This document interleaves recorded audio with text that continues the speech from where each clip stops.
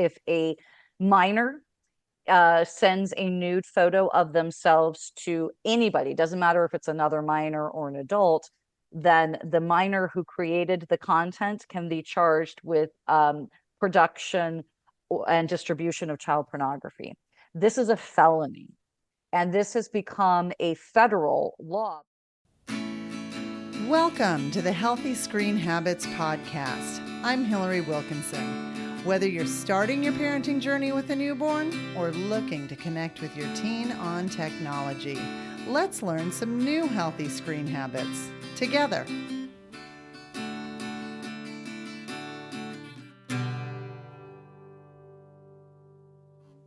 My guest today is an actor and a voiceover artist. She's also the program manager and a presenter for Safety Net.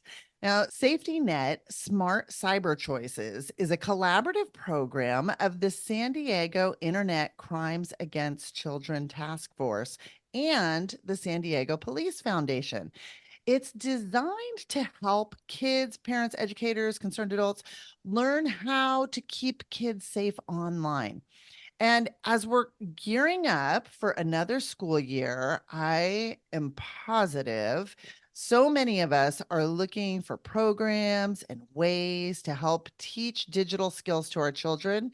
And coming at it kind of from this lens of legality, I wanted to explore a little more, and safety, of course. So I'm very happy to be educated on this area. Welcome to Healthy Screen Habits, Wendy Waddell.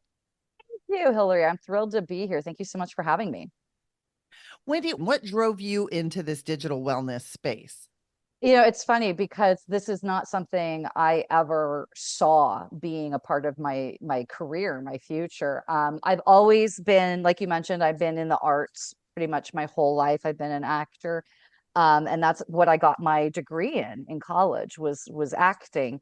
But I've also had a passion for education. I'm the daughter of a retired school teacher, so when I got my degree and came back to San Diego after spending my college years in New York, and I was looking to work. So I got into working with a lot of nonprofits in the educational aspect. I spent the majority of the first years of my career with a nonprofit called Playwrights Project, where I would go into schools and teach playwriting. And I worked with a lot of at-risk youth, those that are in the juvenile system, teen moms, kids that are in foster care, those types of students. Somehow through all of this networking with other teaching artists and other actors, my name got to a woman who was running her own nonprofit program, and she had a contact at the San Diego Police Foundation saying there's this new program that they're looking to hire presenters for, people that will actually go out to the schools and share this educational information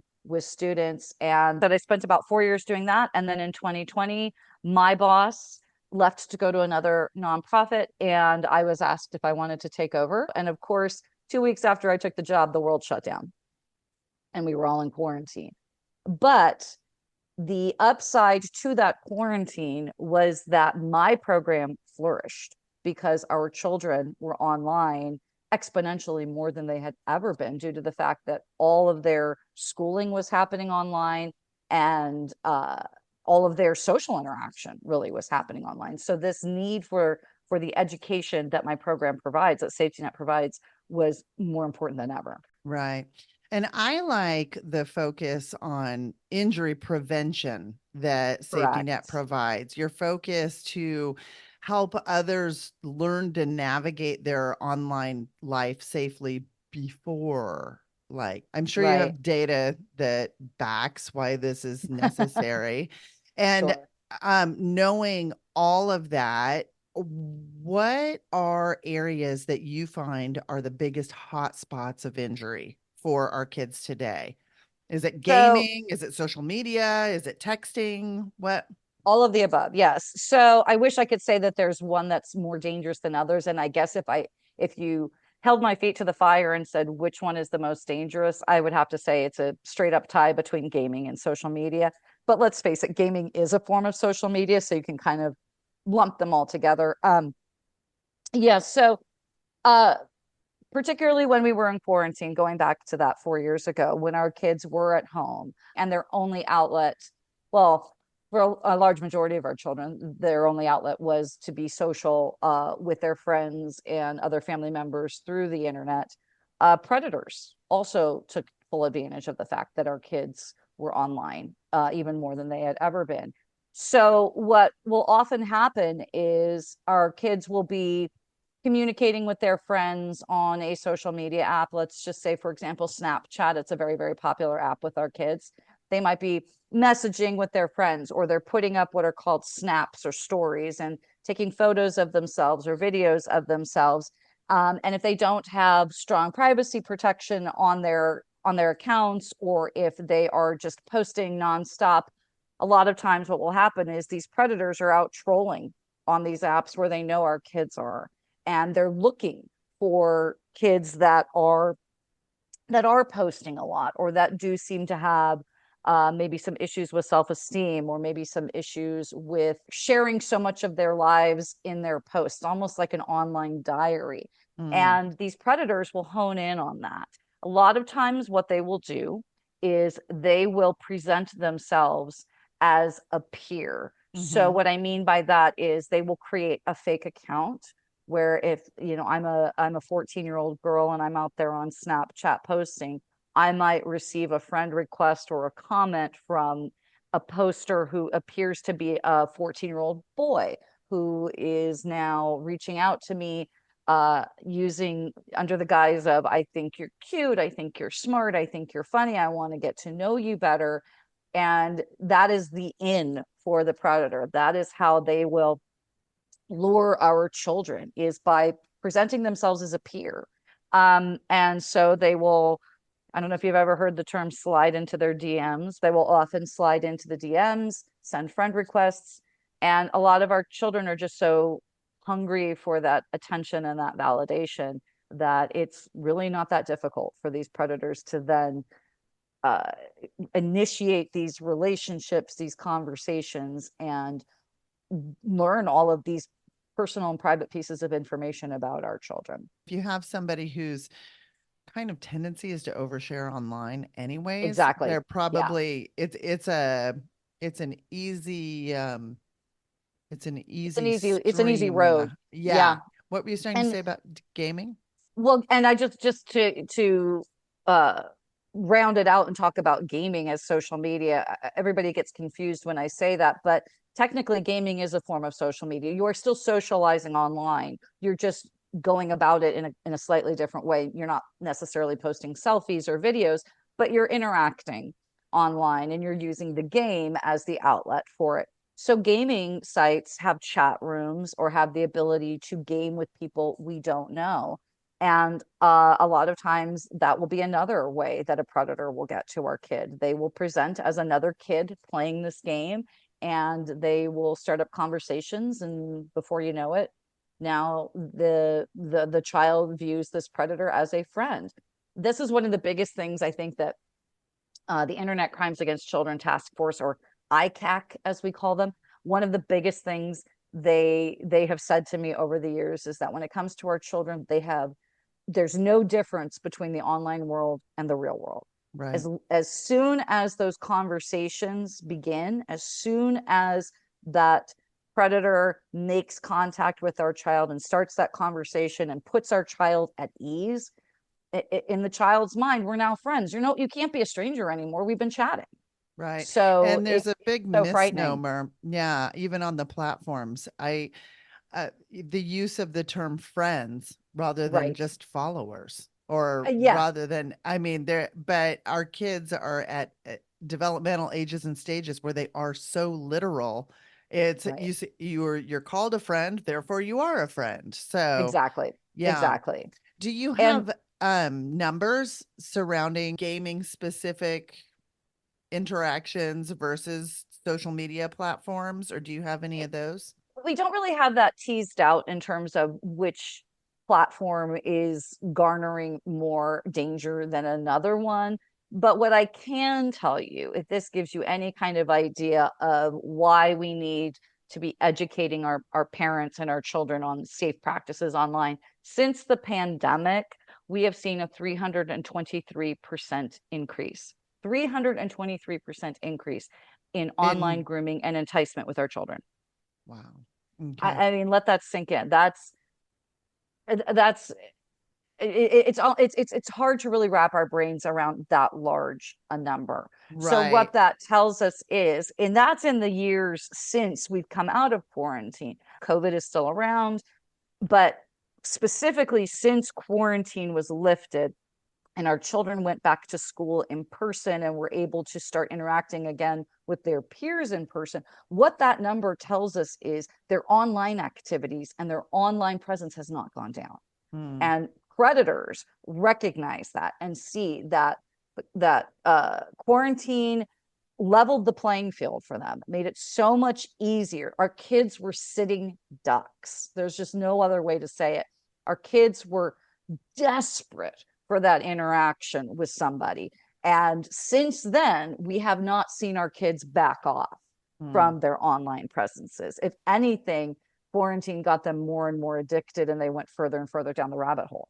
Yeah. So next, let's talk about different aspects of internet safety, and I'll be asking Okay. about that after this short break.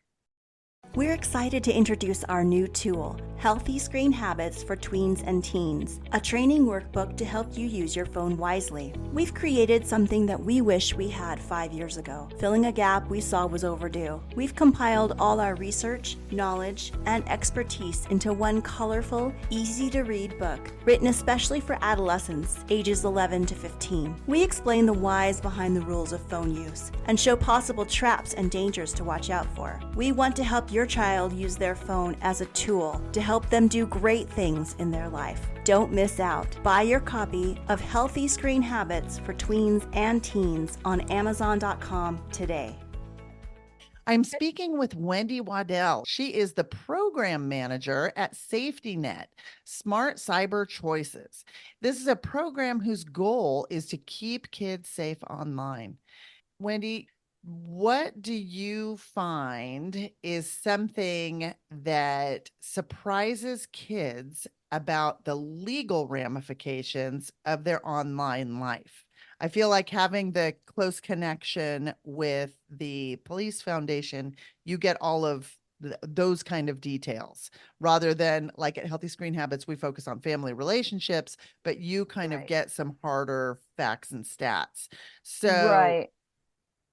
We're more the black and white version of what you guys teach. We're all about you do this, then this is the consequence. So I think one of the biggest surprises for kids is the minimum age for having a social media account, which is 13. And a lot of kids don't know that. A lot of parents don't know that. So we're seeing, 10, 11-year-old kids getting Instagram accounts, getting Snapchat accounts, even their parents sometimes creating these accounts for them. And the reason the minimum age is 13 is that our children are protected by a set of laws that keeps them protected until the age of 13. What that means is their personal information, what they're doing online, can't be shared and monitored the way our stuff gets monitored and looked at. And you are familiar with algorithms. Maybe you're searching for something on Amazon like bed sheets, and then you go on Facebook, and all of a sudden a bunch of bed sheet ads pop up on your Facebook feed. It's that kind of thing. If a child is under the age of 13, that information cannot be shared or studied or looked at.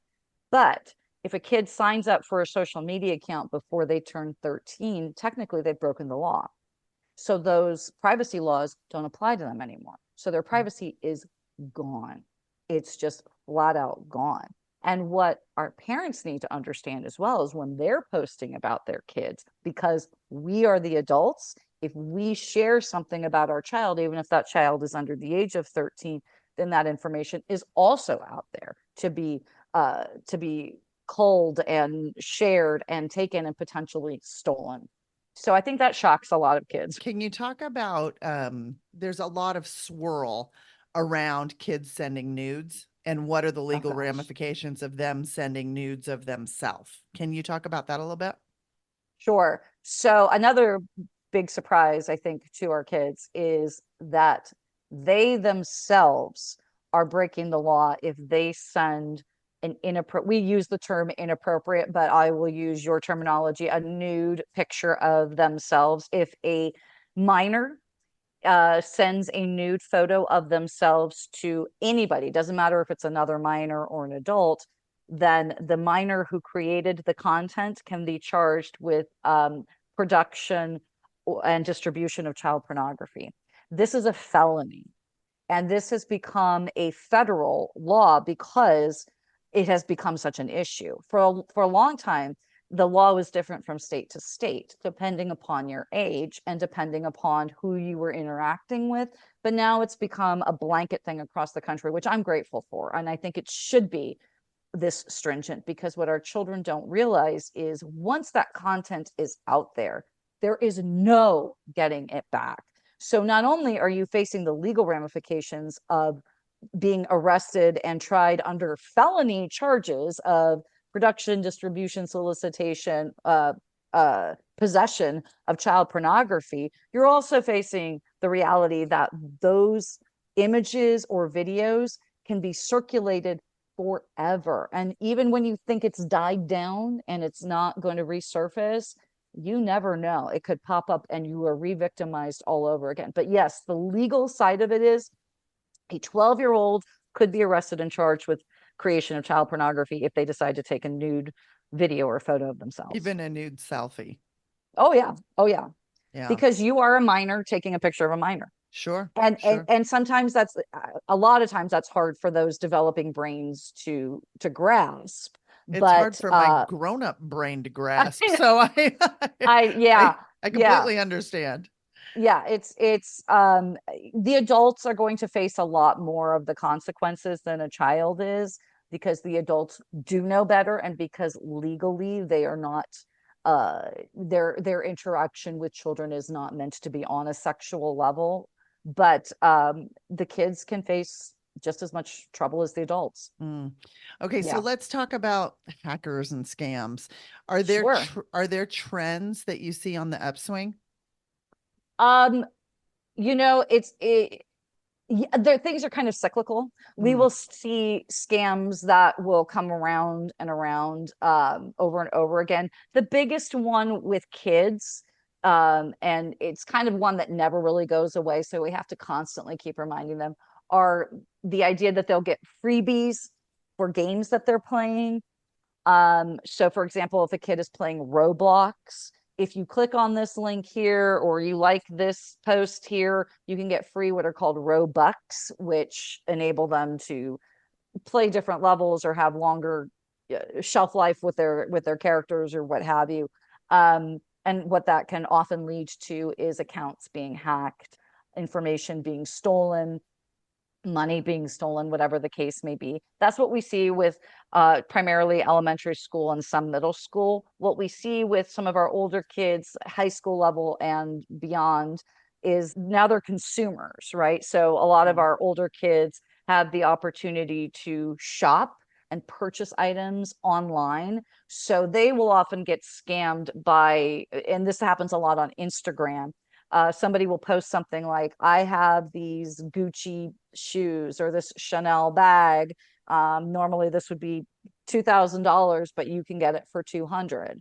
And what can often happen is the kid pays this $200. They either don't get the item because now that money's just gone, or they get the item and clearly it's not legit. So that's what we see with our older kids. With adults, it's a lot of the same kind of things of being careful about clicking on links that they get in emails, or somebody's gotten into your account and it's been hacked. And, it's so much of this. What we teach the children and the parents alike is doing your due diligence, is not letting your emotions take over. Fear, anger, excitement, those are the three emotions that hackers and scammers play on the most, because they are the emotions that make you react the most quickly. So if we don't allow the emotions to take over and we just logically do our due diligence of Googling to make sure this is legit, calling a phone number on the back of a credit card, or calling a number from the Better Business Bureau, we'll see a lot more of these scams and hacks going And down. that's good advice. So if you do see Yeah. something that triggers that, like, oh my gosh, reaction, give yourself a 5-minute period to Absolutely. think about it. Like, just walk away, close it out, Yep. and then just, talk to a Yeah. trusted resource. Exactly. Exactly. Okay. Fact checking is huge, and we don't do Yeah. enough of it. Yeah. Are there any platforms that you tell kids or people just to straight up avoid? I hate Snapchat with every fiber of my being. I just think it is it came about in 2011, so we are, well into it, and we have an entire generation of kids that don't know life before Snapchat. The danger that Snapchat has presented is the conceit that I can post something on Snapchat or send something on Snapchat and it will disappear after a period of time.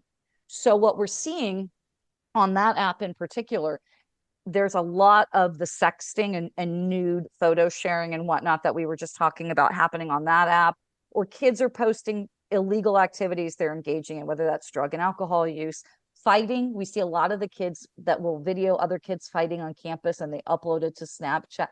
It's ridiculous. So petty crimes, drug and alcohol use, sexting, a lot of that is taking place on Snapchat because our children are thinking, well, I will post this for my friends and my followers, but it will disappear before my parents see it or before law enforcement sees it. And the fact of the matter is, the biggest message I try to convey to kids is when you put something on the internet, it is there forever. Nothing ever disappears, including what you put on Snapchat.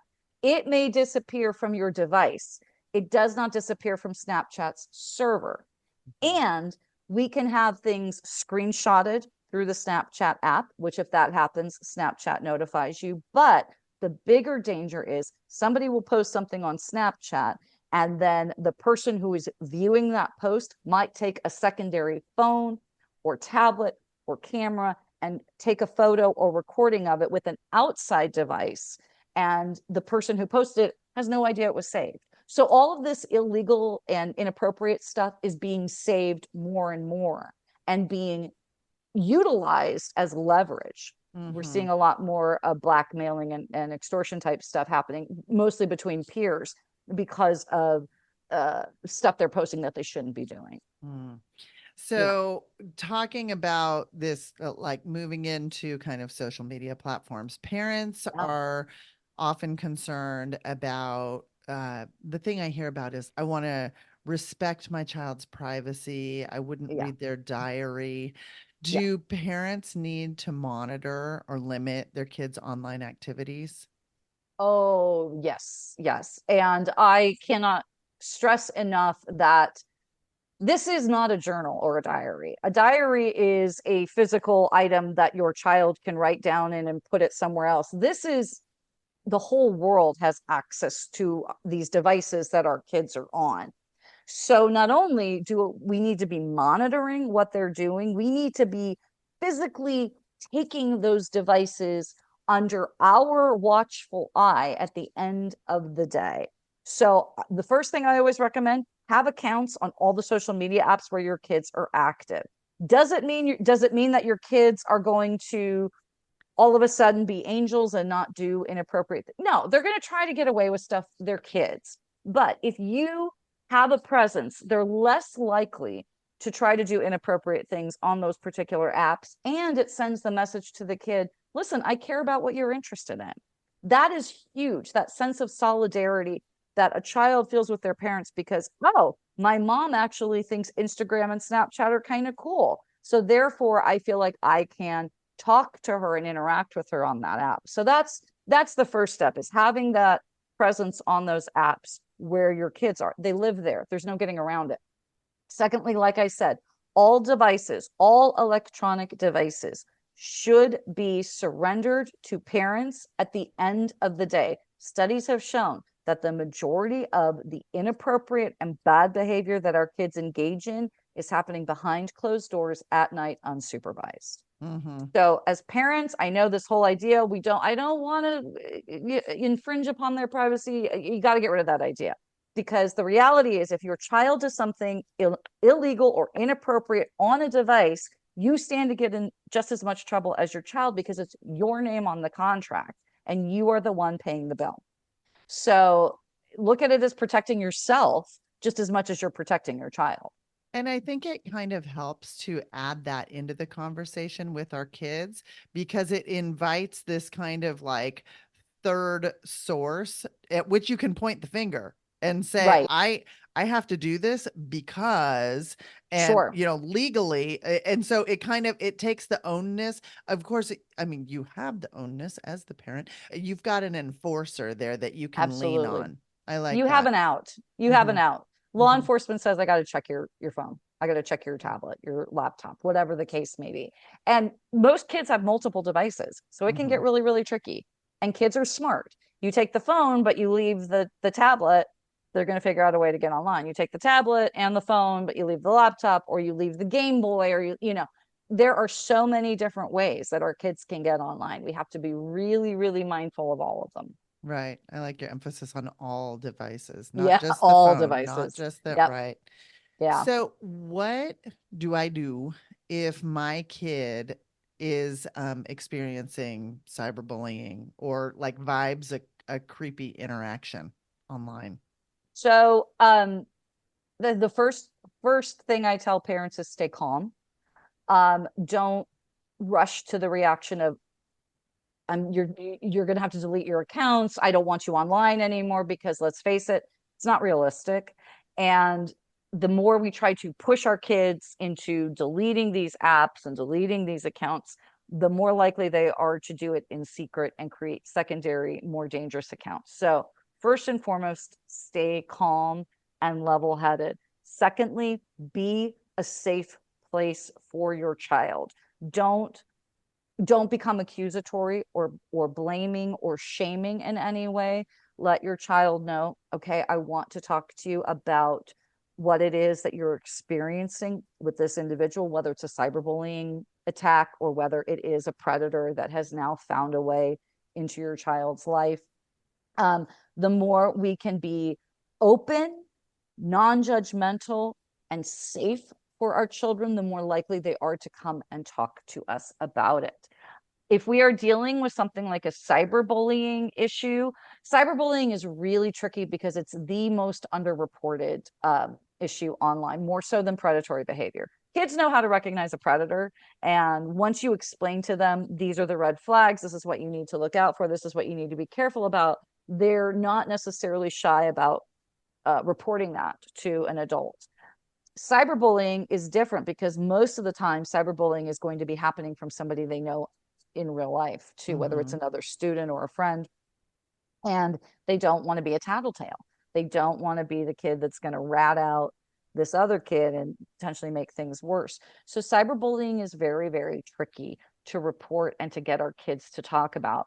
But what I can say is here in the state of California, if anybody interferes with a child's ability to get an education, they've broken the law because every child in the state of California is entitled to a free education. So what that means in terms of cyberbullying is if somebody, whether that's another child at your kid's school or anybody, has interfered with your kid's sleep schedule, so they're not sleeping as well, doing homework, participating in activities at school, interacting with other people while they are at school, the law has been broken because your child has every right to feel safe and respected when they attend school.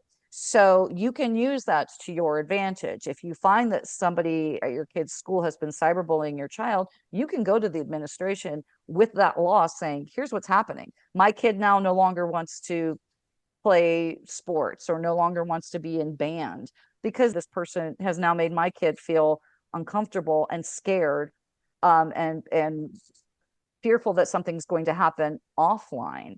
So, Yeah, where would people go to find the wording of that law if they felt like they needed to enforce this? I think I have that somewhere. I don't remember off the top of my head. Okay. But you can Google it. You can Google California state cyberbullying laws, and I believe it Oh, takes you sure. to, Okay. yeah, Hmm. each state. This is one of those one of those topics where the state law does differ from state to state, Okay. unlike sexting Mhm. and nude photos. This is a state by state law. So I can tell you in California that that's the way it's worded, is that you are entitled to a free education. And if somebody gets in the way of that, they've broken the law. Okay. So you can use that to your advantage. And trust me, when you get the law involved, schools do tend to back down from from pushback, and will do what they can to fix the issue. But I Sure. would always say go to the school first if we're talking about cyberbullying. See if the administration will step in and handle it. And then the next step would be getting law enforcement involved. But I'm not going to lie to you. It is so hard to get the cyberbullying issue under control Mm, because our kids don't want to report it. sure. But when it comes to the predatory behavior, immediately notify law enforcement. Okay. Immediately. Yeah. Okay. You've given us a lot to I digest. know. It's always too much. And that's the problem, is there's just so much information. It's hard to know how to smoosh it down and give you just the Sure. highlights. Yeah. Sure. So when we come back, I'm going to ask Wendy Waddell for her healthy screen habit. We love what we do, and we wouldn't be able to do it without the generous donations provided by our listeners and followers. We want to extend special thanks to the Doctors Petty for their unwavering support of the podcast and organization. If you'd like to make a difference and contribute to the education and empowerment of families building their healthiest screen habits, please go to healthyscreenhabits.org, find the Take Action tab, and scroll down and click the Donate button. 100% of your donation will be used to spread awareness and bring families the tools they need to develop healthy screen habits. We're back. I'm talking with Wendy Waddell from Safety Net at Smart Cyber Choices, a program of the San Diego Police Foundation. Wendy, on every episode of the Healthy Screen Habits podcast, I ask each guest for a healthy screen habit. This is going to be a tip or takeaway that our listeners can put into practice into their home, preferably right away. What's yours? When it comes to gaming, a lot of times our kids will game with strangers, complete and total strangers that they've never met. I always tell kids, I don't approve of that. But if you are in a gaming situation where you are playing with somebody you've never met, you have no idea who they are, only talk about the game, or don't talk at all. But if you are going to talk, only talk about the game.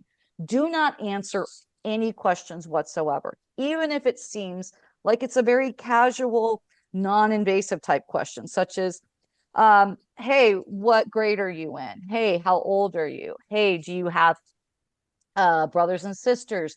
Are your parents at work? Do you have pets? What time is it where you are? What's the weather like where you are? These questions seem very innocuous and they seem very conversational, but these questions are meant to lull your child into a sense of safety. This person's not asking me anything really personal or digging deep into who I am. They're just making conversation. But what those easy peasy questions can do is then lull your kids into feeling safe, and then the more invasive questions happen. And what that means is either there's a predator on the other end who's trying to get to your child for inappropriate and illegal purposes, or it could be a hacker on the other end who is now going to gain access to your child's gaming account.